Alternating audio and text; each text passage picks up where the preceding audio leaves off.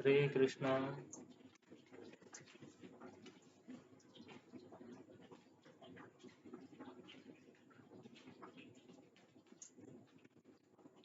श्रीमद् भागवत भागवतम का एक एक श्लोक और एक एक शब्द बहुत विलक्षण है। क्यों? क्योंकि ये शुद्ध भक्तों के हृदय से निकला हुआ भाव है। भगवान के प्रति शुद्ध भक्तों के हृदय से निकला हुआ भाव भागवत के श्लोकों में व्यक्त किया गया है। अभी हम कुंती महारानी की प्रार्थनाओं पर कुछ चर्चा कर रहे हैं। जब कुंती महारानी ने भगवान से कहा कि आप ईश्वर हैं, तो भगवान ने क्या कहा? भगवान ने कहा कि हे भुआ, आपको लगता है कि मैं ईश्वर हूँ? यहाँ ये और जितने भी उपस्थित हैं, ऋषि मुनि हैं, योद्धा हैं, इनको नहीं लगता कि मैं ईश्वर हूँ? और कोई तो मुझे भगवान नहीं समझता है। तब कुंती महारानी क्या कहती हैं?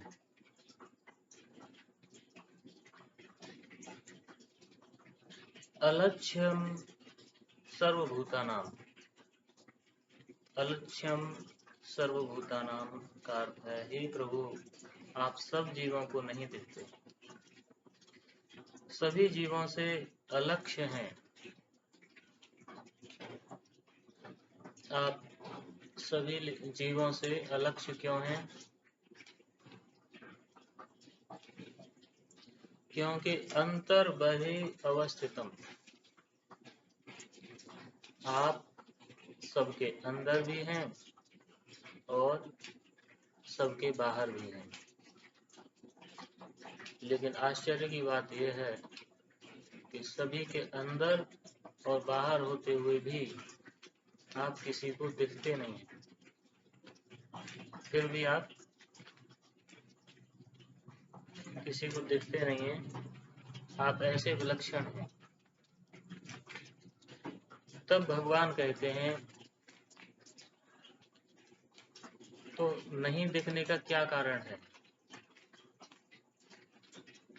कारण क्या है जो मैं सभी को दिखाई नहीं देता? तो कुंती महारानी कहते हैं, माया इसका कारण माया है। माया जवन का छन्नम अधोक्षज अव्ययम।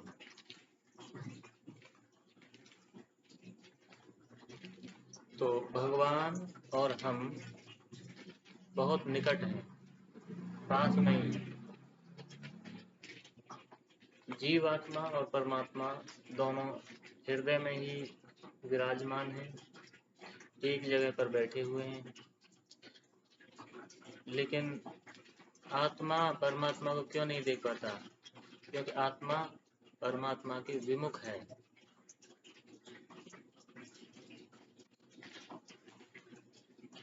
हमारा मुख उस तरफ है और भगवान का मुख दूसरी तरफ है।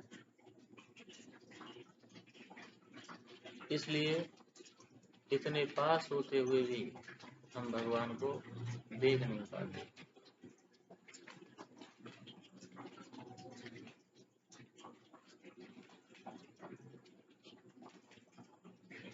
तो भगवान के हमें, जब तक हम भगवान के सम्मुख नहीं होंगे, विमुख से हमें सम्मुख होना पड़ेगा।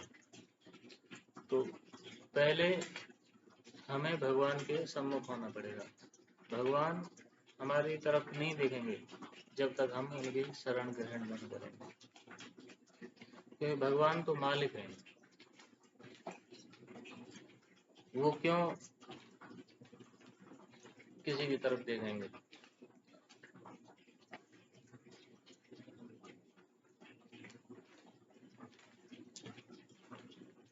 तो जब जीव भगवान के सम्मुख होगा तो भगवान को देख पाएगा।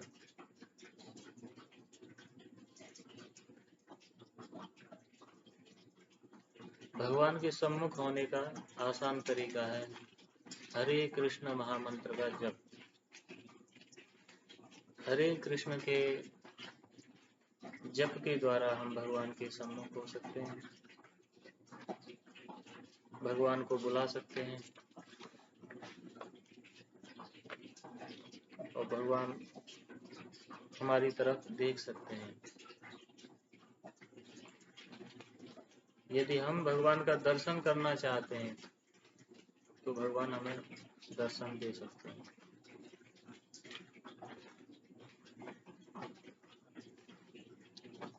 लेकिन यदि भगवान आमने सामने आ भी जाएं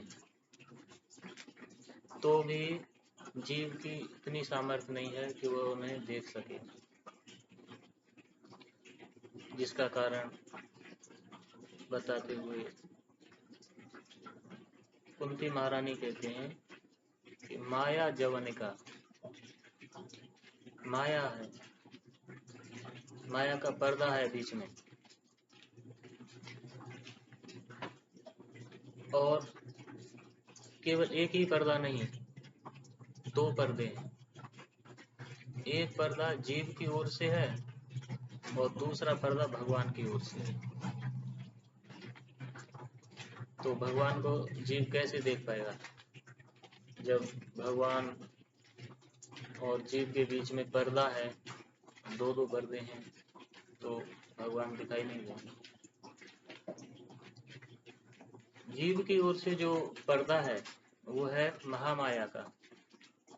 जीव महामाया से आवृत रहता है और भगवान की ओर से योग माया का पर्दा होता है। भगवान योग माया के द्वारा आवृत होते हैं। इसलिए भगवान इतने निकट होने के बाद भी हमें दिखाई नहीं देते। और फिर आगे महारानी कुंती कहती हैं कि हे प्रभु, आप दिखाई नहीं देते तो इसका मतलब ये नहीं है कि आप हैं नहीं।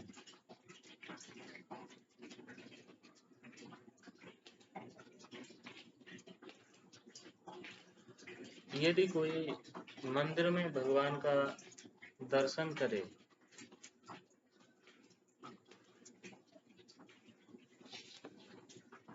तो मंदिर में भगवान को देख सकता है, लेकिन जब कोई कहे कि भगवान तो सब जगह है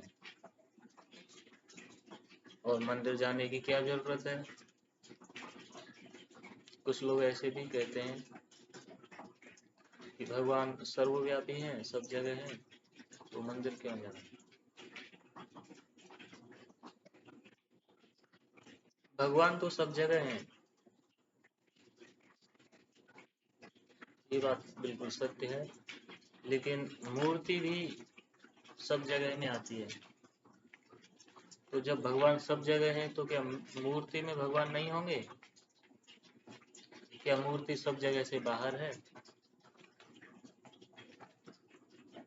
भगवान सब जगह हैं तो मूर्ति में भी तो विराजमान है। लेकिन जो ये बात कहते हैं कि भगवान सब जगह हैं और मंदिर जाने की कोई आवश्यकता नहीं है, वो लोग बहुत आलसी होते हैं। उनको मंदिर तो जाना नहीं है, इसलिए ये बहाना बना देते हैं कि भगवान सब जगह है और मंदिर जाने की क्या जरूरत है। और इनसे भी जो बड़े आलसी होते हैं कि भगवान को कहाँ खोजेंगे, कहीं देखने की जरूरत नहीं है, अपने ही अंदर भगवान है। और जब ऐसे आलसी व्यक्तियों को पूछा जाए कि भगवान अपने अंदर हैं और सब जगह हैं, लेकिन क्या आपने भगवान को कभी देखा है, तो वो कहेंगे कि नहीं, देखा तो नहीं है। तो ये बहाना नहीं चलेगा कि भगवान सब जगह हैं, अंदर भी हैं, बाहर भी हैं, सर्वव्यापी हैं।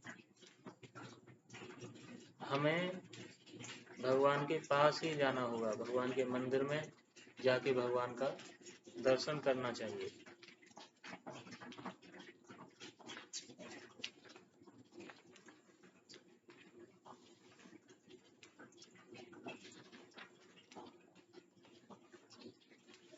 क्यों जाना चाहिए भगवान के मंदिर में? क्योंकि भगवान के मंदिर में भगवान विराजमान है, हम उनके स्वरूप का दर्शन कर सकते हैं और भगवान का अनुभव कर सकते हैं, प्रत्यक्ष भगवान का दर्शन कर सकते हैं। भगवान के श्री विग्रह भगवान से अभिन्न होते हैं। यदि मान लीजिए किसी को जोर से प्यास लगी है और कोई कहे कि पानी तो वातावरण में सब जगह है,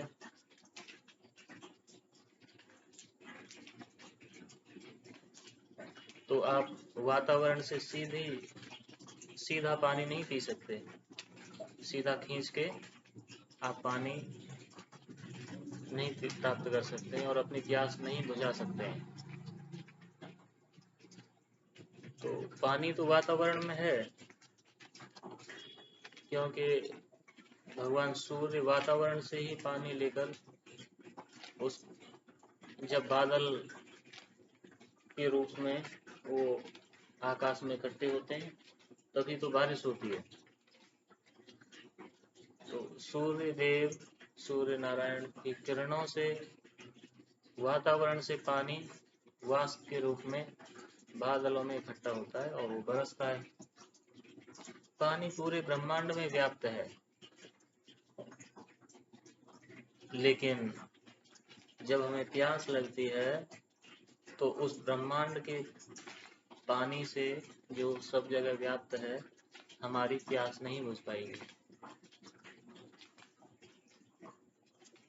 तो ठीक उसी प्रकार से भगवान सर्वत्र व्याप्त हैं, लेकिन जब भगवान के साथ व्यवहार करना है तो उन सर्वव्यापी भगवान से हम व्यवहार नहीं कर सकते हैं। और भगवान से व्यवहार करने की एक विधि है।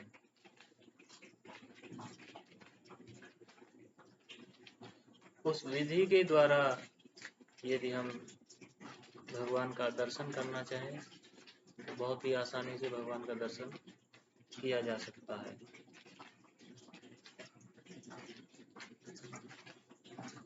जिस प्रकार से एक प्यासे व्यक्ति को प्यास बुझानी है तो वह ब्रह्मांड से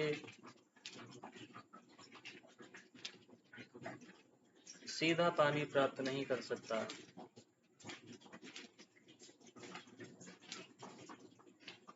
जब वह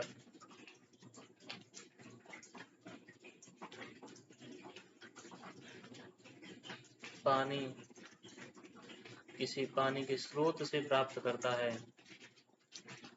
और जब उसको घर के अंदर लाया जाता है और फिल्टर किया जाता है और तब उसे मटके में डाला जाता है, और जब मटके में से एक गिलास पानी लेते हैं तो हमारी प्यास बुझती है, हमें शांति का अनुभव होता है। तो ये एक विधि है प्यास बुझाने की। हम सीधा वातावरण से पानी नहीं पी सकते, उससे हमारी प्यास नहीं बुझेगी। पानी जब हम किसी मटके में से लेंगे एक गिलास पानी, एक लोटा पानी, तब जाके हमारी प्यास बुझ सकती और तब हमें संतुष्टि होती है। इसी प्रकार यदि भगवान को प्राप्त करना है तो भगवान को प्राप्त करने की एक विधि है। भगवान सर्वव्यापी है, ये बात बिल्कुल सही है, लेकिन जो सर्वव्यापी भगवान है उनको हम कैसे प्राप्त कर सकते हैं?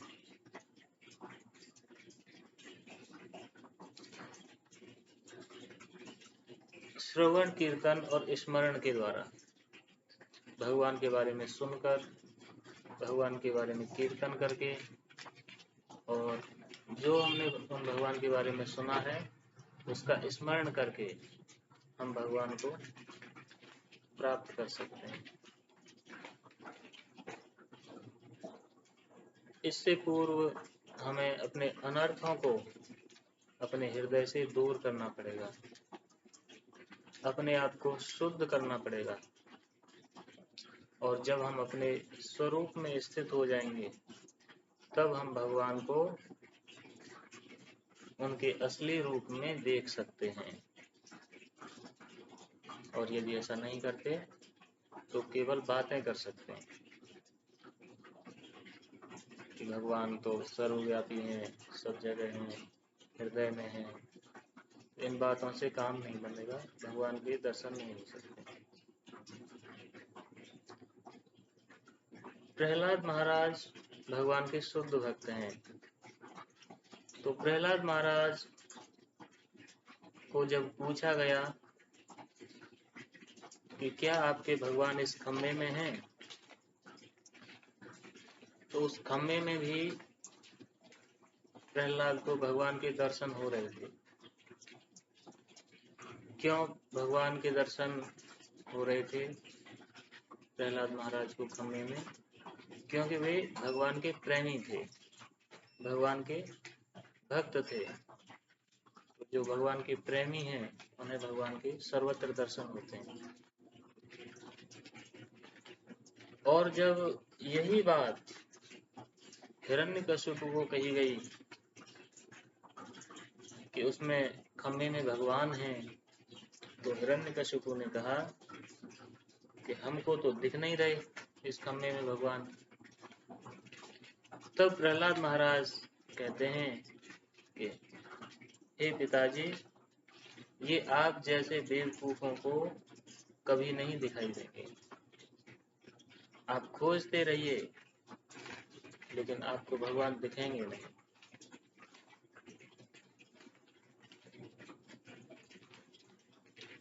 और वही भगवान प्रहलाद महाराज को खम्भे में दर्शन दे रहे थे, जबकि हिरण्यकशिपु नहीं देख पा रहा था।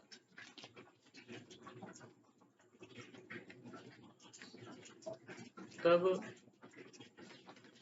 यदि कोई प्रश्न करे कि भगवान कहाँ है, और यही प्रश्न शिव जी से पूछा गया, इस प्रश्न के उत्तर में शिव जी कहते हैं, हरि व्यापक सर्वत्र समान। शिव जी कहते हैं कि भगवान समान रूप से सब जगह व्याप्त हैं। ऐसा नहीं है कि किसी स्थान पर थोड़े कम हैं, कहीं थोड़े ज्यादा हैं। सब जगह भगवान समान रूप से व्याप्त हैं। ऐसा भी नहीं है कि मंदिर में थोड़े ज्यादा हैं, घर में थोड़े कम हैं। ऐसी भी बात नहीं है। भगवान सब जगह समान रूप से व्याप्त हैं। जितने भगवान अपने धाम में हैं, उतने ही इस पृथ्वी के कण कण में भगवान विराजमान हैं। भगवान शिव कहते हैं, हरि व्यापक सर्वत्र समाना, प्रेम से प्रकट हो ही नहीं जाना। शिव जी अपना अनुभव व्यक्त करते हैं कि मैं ये अपना अनुभव बता रहा हूँ। शिव जी अपने अनुभव की बात बता रहे हैं कि भगवान समान रूप से सर्वत्र व्याप्त है। लेकिन वो सर्वव्यापी भगवान प्रकट कब होते हैं, कैसे प्रकट होते हैं? तो शिव जी कहते हैं, जिस भक्त के हृदय में प्रेम होता है, और ऐसा भगवान का शुद्ध भक्त, प्रेमी भक्त जब कहता है कि यहाँ भगवान है, तो भगवान वहीं से प्रकट हो जाते हैं।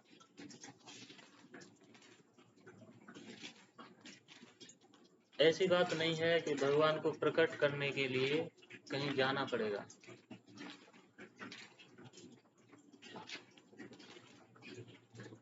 भगवान सर्वत्र हैं, और जब हमारा पर्याप्त प्रेम होगा भगवान से, जब हम प्रेम विकसित कर लेंगे, तो प्रेम से वशीभूत होकर भगवान खिंचे चले आएंगे।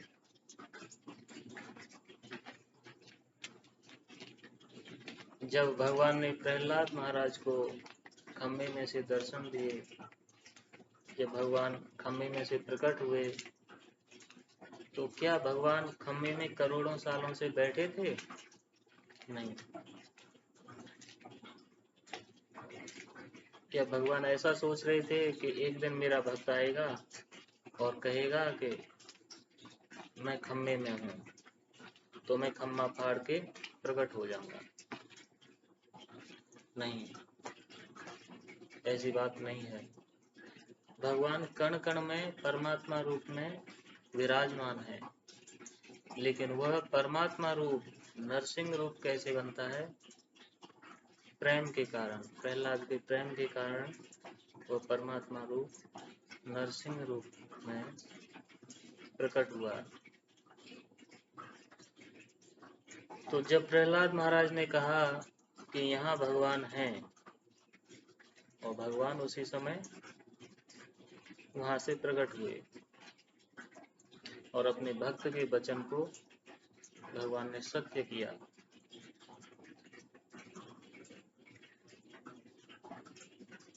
तो भगवान अपने आप को कहीं भी प्रकट कर सकते हैं,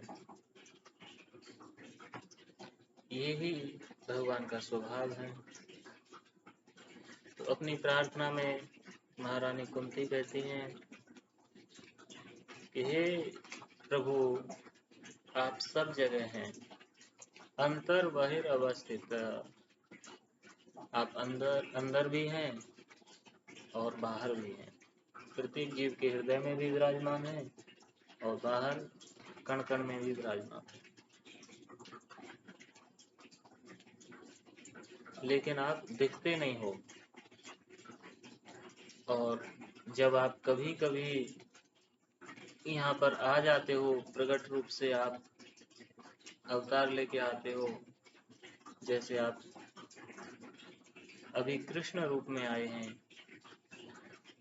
महारानी कुंती कहती हैं कि आप मेरे भतीजे के रूप में आए हैं। तो आप किसी भी रूप में आए, लेकिन आप भगवान हैं, तो आप भगवान ही रहोगे। चाहे आप किसी भी रूप में आए, भगवान हैं तो भगवान ही रहेंगे। ऐसी बात नहीं है कि भगवान भतीजे के रूप में आएंगे तो भगवान नहीं रहेंगे। भगवान भतीजे के रूप में है, लेकिन है तो भगवान। तब भगवान कहते हैं कि भुआ, ये बात आपको पता चली है कि मैं भगवान हूँ, तो ये बात दूसरों को पता क्यों नहीं चलती है? दूसरों को क्यों नहीं लगता कि मैं भगवान हूँ? तब कुंती महारानी कहती हैं, न लक्ष्य से मूढ़ दृशा, नटो नाट्य धरो यथा। हे प्रभु, आप तो उस कलाकार के समान हैं जो रंगमंच पर अपनी कलाएं व्यक्त करता है, और जब कोई परिवार वाला व्यक्ति भी जब उस कलाकार को स्टेज पर देखता है, कोई ड्रामा करते हुए जब देखता है, तो जब वह कलाकार मेकअप लगा के आता है, भेष बदल कर आता है, तो जो देख रहे हैं, जो लोग उसको देखते हैं सामने, उसके परिवार वाले लोग भी उसे पहचान नहीं पाते हैं कि ये अपना ही आदमी है। इसी प्रकार आप जब यहाँ आते हो, मनुष्य का रूप धारण करते हैं, तो सभी लोग आपको पहचान नहीं पाते। जैसे दुर्योधन जैसे मूर्ख लोग हैं, ये आपको मनुष्य मान लेते हैं और ये जो मेरे पुत्र हैं, ये आपको अपना सखा मानते हैं, अपने मामा का लड़का मानते हैं, लेकिन ये आपके असली रूप को नहीं देख पाते हैं। आपके असली रूप को मैंने देखा है कि आप क्या हैं। प्रभु, मैं ये जानती हूँ।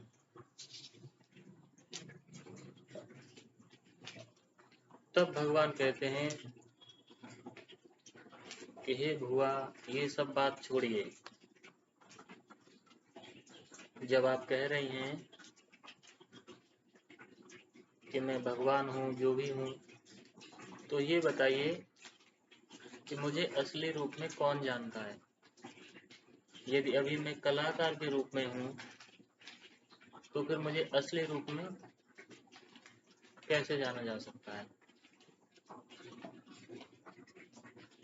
तो कुंती महारानी कहती हैं,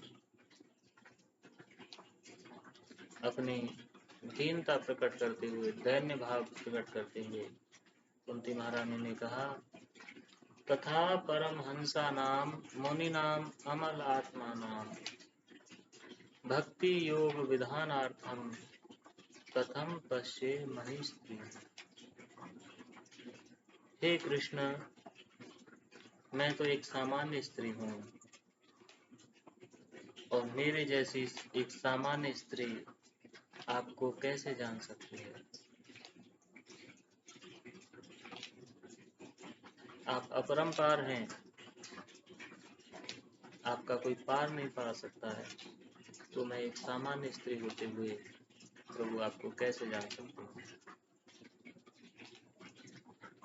इतनी स्तुति करने के बावजूद भी कुंती महारानी कहती हैं कि मैं आपको नहीं जानती। ये है दैन्य, और दैन्य भक्तों का एक महान लक्षण है। दीनता, नम्रता, यही शरणागति का प्रथम कदम है। कुंती महारानी कहती हैं, मैं एक सामान्य स्त्री हूँ और मैं आपको कैसे जान सकती हूँ। आपको तो वो जानते हैं जो परमहंस हैं, जो मुनि हैं, जो अमल आत्मा पुरुष हैं, विमल आत्मा हैं, जिनके हृदय में कोई मल नहीं है,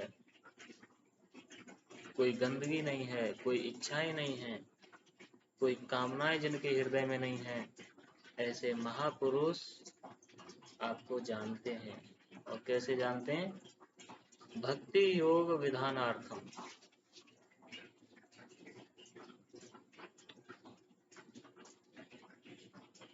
भक्ति योग के द्वारा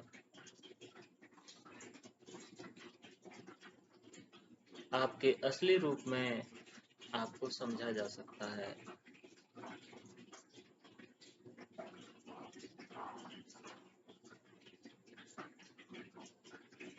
बिना भक्ति के कोई भगवान को उनके मूल रूप में नहीं जान सकता है।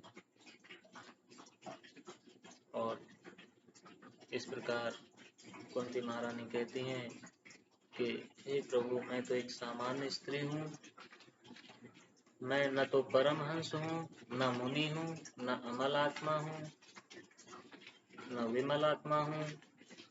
तो प्रभु आप बताइए कि मैं आपको कैसे जान सकती हूँ।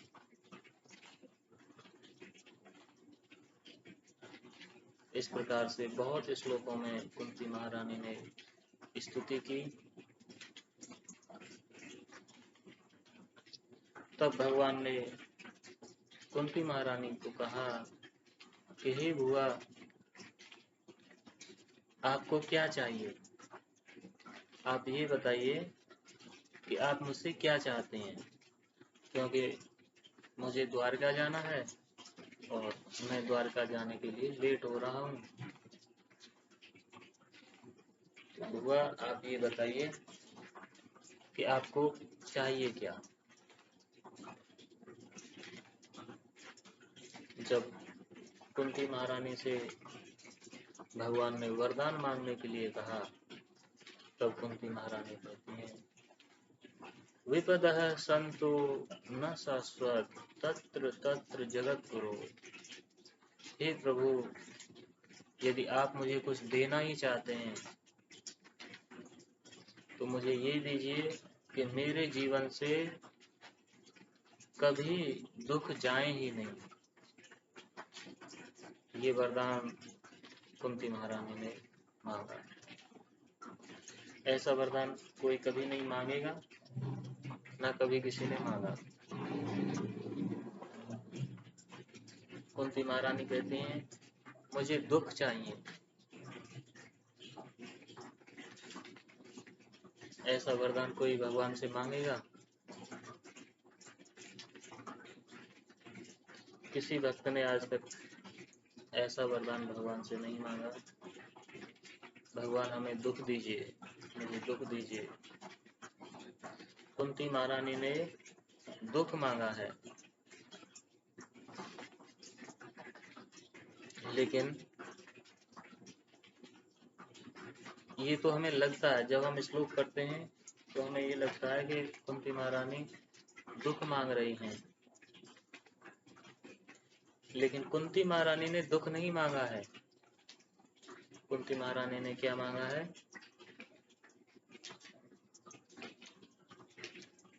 भवतो दर्शनाद पुनः अभव दर्शनम।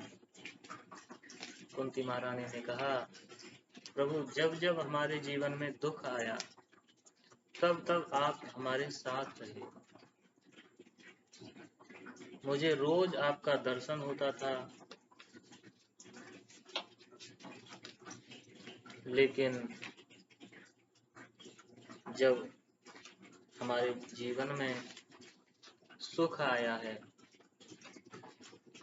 और सुख आते ही अब आप द्वारका जा रहे हैं और अब आप द्वारका चले जाएंगे तो आपका दर्शन मुझे नहीं मिल पाएगा, और आपका दर्शन न मिले ऐसा सुख मेरे किसी काम का नहीं है। और यदि आपका दर्शन प्रतिदिन हो, प्रतिदिन आपका दर्शन प्राप्त हो, तो ऐसा दुख ही मेरे जीवन में श्रेष्ठ है। यही रहने दीजिए, मुझे सुखी नहीं होना है। तो दुख के बहाने कुंती महारानी भगवान का दर्शन मांग रही है। और जब भगवान ने कुंती महारानी से पूछा कि आप मेरा दर्शन करके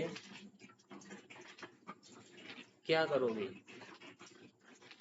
तो कुंती महारानी कहती हैं, हे प्रभु, आपका दर्शन यदि किसी को एक बार भी हो जाए ना, तो उसका जन्म मरण का प्रवाह रुक जाता है, उसका जन्म मरण मिट जाता है। तो मेरा क्या सौभाग्य है कि मुझे प्रतिदिन आपका दर्शन मिलता था।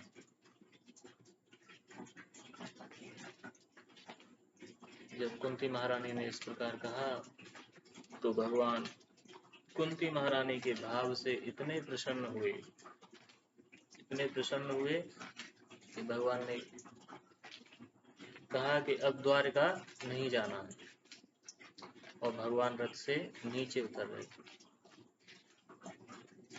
और भगवान बोले कि अभी रुक जाते हैं, अभी द्वारका नहीं जाएंगे, द्वारका बाद में जाएंगे।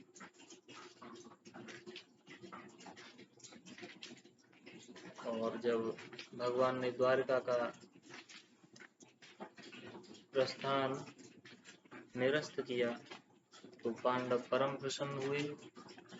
कुंती महारानी भी बड़ी प्रसन्न हुई। लेकिन महाराज युधिष्ठिर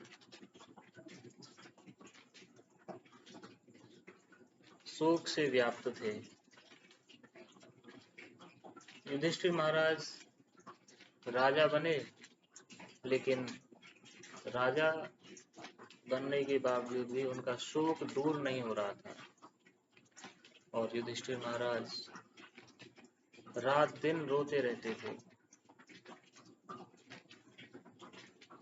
युधिष्ठिर महाराज कहते थे कि मुझ एक व्यक्ति को राजा बनाने के लिए लाखों लाखों लोगों को अपना जीवन देना पड़ा।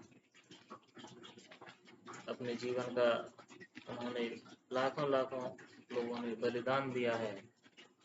तो मेरा ये जो सिंहासन है, हस्तिनापुर का ये जो सिंहासन है, ये कितने लोगों के लहू से रंगा हुआ है। और ऐसे रक्त रंजित सिंहासन पर बैठने की इच्छा नहीं हो रही।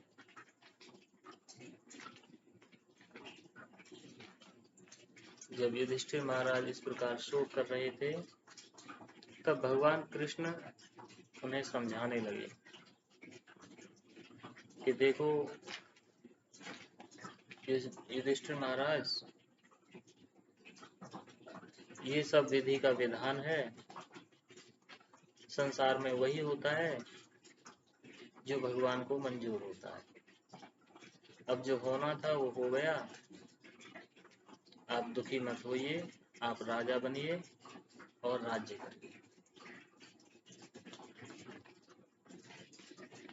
अब भगवान कृष्ण युधिष्ठिर महाराज से उम्र में छोटे थे।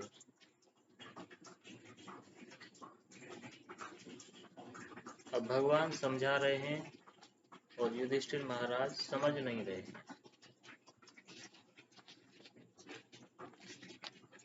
स्वयं भगवान उन्हें समझा रहे हैं, लेकिन वे फिर भी नहीं समझ रहे हैं।